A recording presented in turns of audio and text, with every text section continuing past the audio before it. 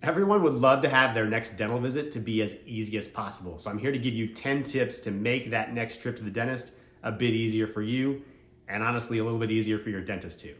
Hi, welcome back. I'm Dr. Ryan. I'm here to help you out. The first tip I have for you is to actually, before you show up to your appointment, confirm your appointment. And while that might sound selfish from my perspective, because I'm like the dentist and I want to know if you're showing up or not, it actually is incredibly helpful to your fellow patients. We may have another patient who wants that appointment, and if we don't know if you're going to be there or not, well, we assume you're going to be there. But if you can't make it and you tell us that, then we can help somebody else out who needs to come in with maybe an emergency or a more significant problem. So definitely help out your fellow patients and confirm your appointment. Let us know if you'll be there or not be there. Second suggestion is to take your medications as usual, as directed by your physician, and also bring a list of your medications with you to your dental appointment. If you've had any new prescriptions made, write them down, bring them with you. I'll often have a situation where I'll ask patients, hey, have you been prescribed a new medication by your physician in the last 6 to 12 months? And they'll say, oh yeah, it was something for my blood pressure, but I don't remember what it was.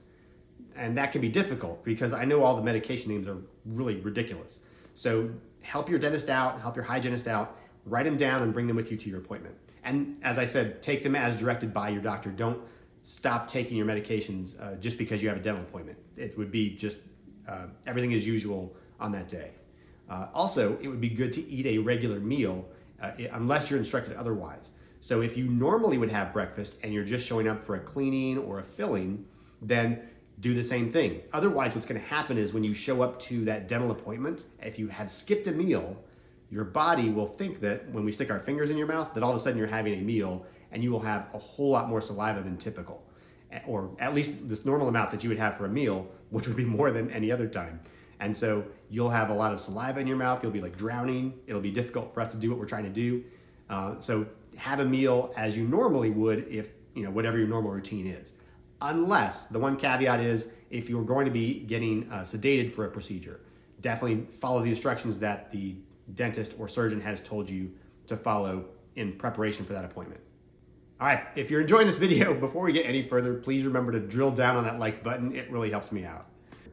If you are due for x-rays, the fourth tip, if you're due for x-rays, think about wearing less metal jewelry. We may have to have you remove earrings, any piercings that you have in your face that might interfere with the x-ray or the view of the tooth. Well, we may have to ask you to remove them. So if you think about that in advance, if you anticipate getting x-rays, please wear less jewelry that day or not at all if it would make life a lot easier. All right, the fifth tip I have for you is more of a category. This is like get comfortable. And there's a few things in this category I've got as examples for you. For example, if you know the dental office is going to be cold, bring a jacket. Also, if you like to put your hair back or if you plan on putting your hair back that day, I wouldn't use a hair clip. Maybe use one of those scrunchies that are advertised for sleeping in. That's so that you're comfortable when you lay back in the chair.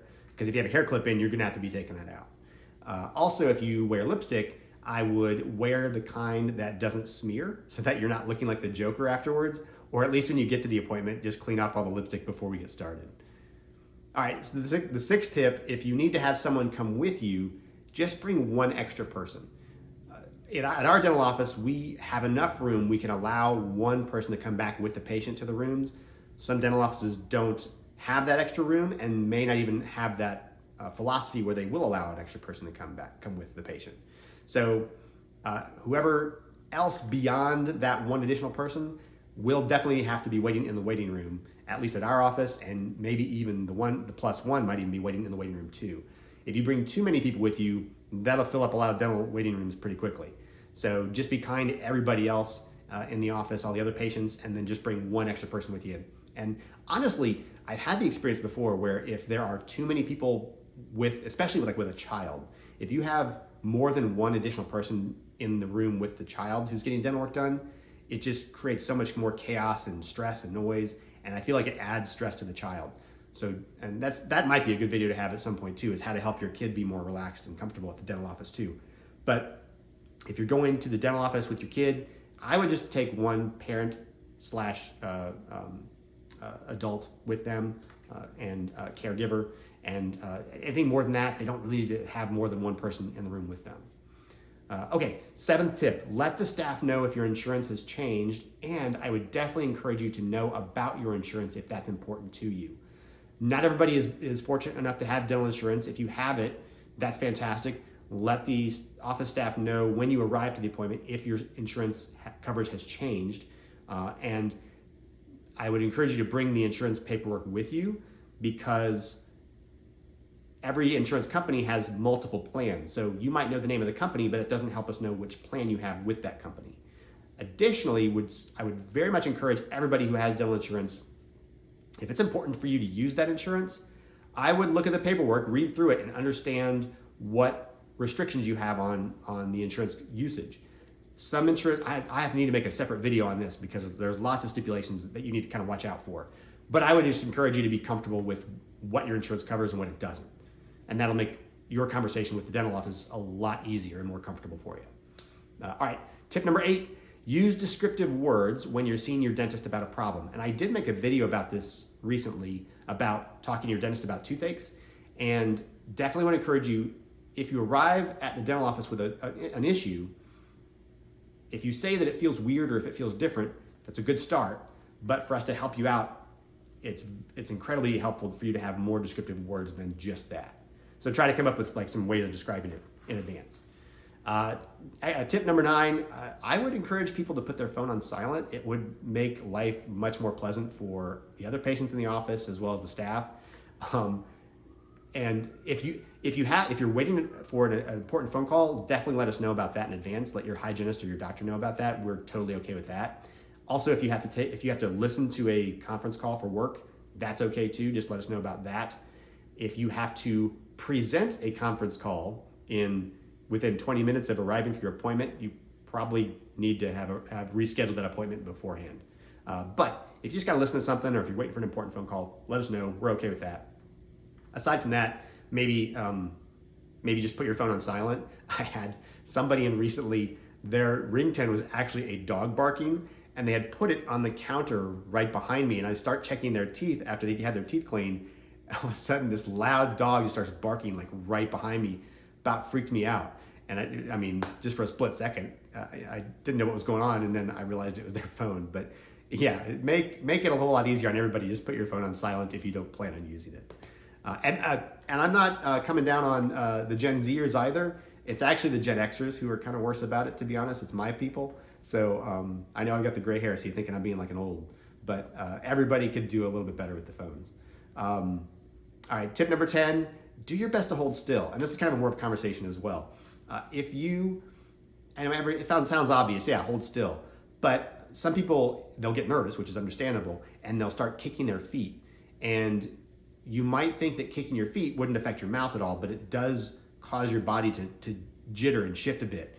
And if you imagine that your dentist is trying to fix a watch and the table starts vibrating, it's going to make fixing the watch a whole lot more difficult. So think of your teeth as like a watch and try to hold your watch still so that your dentist can fix it much more quickly and much more easily. If you're anxious, then bring something with you like a stress ball. We actually have a little stress tooth that people can squeeze to kind of help with getting their nervous energy out. And then also in that category of holding still, try not to move your head. And that sounds obvious too, but what most often happens is people trying to be nice. They're trying to be helpful and move their head around for where the hygienist needs their head or the dentist needs their head. But you may not know where we need you. And if you move without us planning on you moving or having asked you to move, that can throw us off as well. I've had a couple times where I'm actually just moments from starting to drill on somebody's tooth, and all of a sudden they'll shift their head towards me to try to make life easier. But if I hadn't been paying attention or on my game, that could have been a real problem. So don't move your head unless your hygienist or your dentist asks you to. Just try to hold still for them, and they'd be a huge help. All right, I'm gonna give you a bonus one here too, just for fun. So the last category is, the last tip here I've got for you is listen. And this actually could go for everybody. I'm probably gonna put this one on the recommendations I have for dentists too, because I'm gonna make a separate video for dentists. But the bonus tip I've got for you is listen to your dentist. Do your best to pay attention to what they're saying and try not to interrupt them while they're trying to answer your question. I've had several I've had several experiences where I've had patients ask me a question and I'm trying to answer it for them, and then they'll interrupt me and start asking me something else when I actually haven't finished answering their first question. So definitely, we all could do better about listening. I work on that every day, and I try to do my best as well. So those are your tips. I hope it helped everybody out. If you like that video, remember, drill down on the like button, subscribe, do all the YouTube stuff, and remember, smiles are contagious.